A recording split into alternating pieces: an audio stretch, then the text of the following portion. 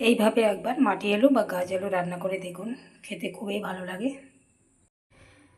Hello বন্ধুরা, তো দেখুন এখানে নিয়েছি আমি মাটি আলু বা আমরা আমাদের গ্রামে বলে থাকি গাছ আলু। যেহেতু এই আলুটা অনেক বড় গাছ হয়, গাছের মধ্যেই উঠে, আর মাটির অনেক নিচে এই আলুটা হয়, তো এই তার জন্যে মাটি আলু বা গাছ আলু বলে থাকি। আপনারা কী নামে চেনেন কমেন্টে জানাবেন। তো কেটে নেব, আমি আজকে এটা রান্না করব।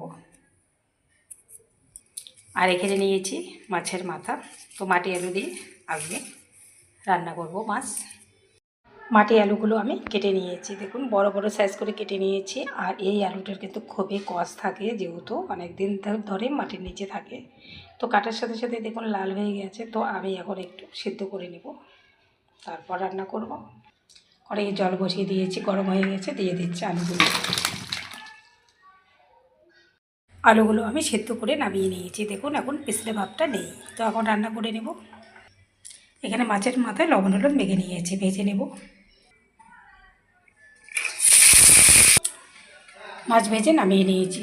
তো দেখুন এখানে নিয়েছি পেঁয়াজ আর কাঁচা লঙ্কা, দেখুন পেঁয়াজ লঙ্কা ভালো করে ভেজে নিয়েছি, দিয়ে দেবো আলুগুলো। একটু ভেজে নেব,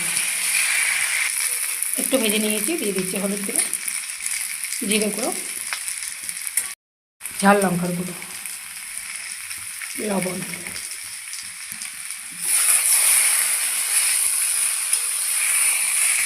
দিয়ে দিচ্ছি জল। দেখুন ডাল আমার টকবক করে ফুটে উঠেছে আর সিদ্ধ হয়ে গেছে আলুগুলো। তো মাছের মাথা ভেজে রেখেছি, দিয়ে দেবো।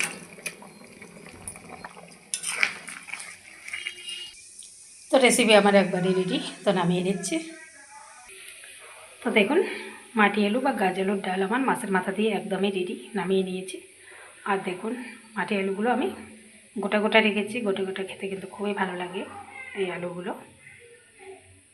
তো বন্ধুরা, আমার ভিডিওটি যদি আপনাদের ভালো লেগে থাকে প্লিজ শেয়ার করে পাশে থাকবেন। তো টাটা।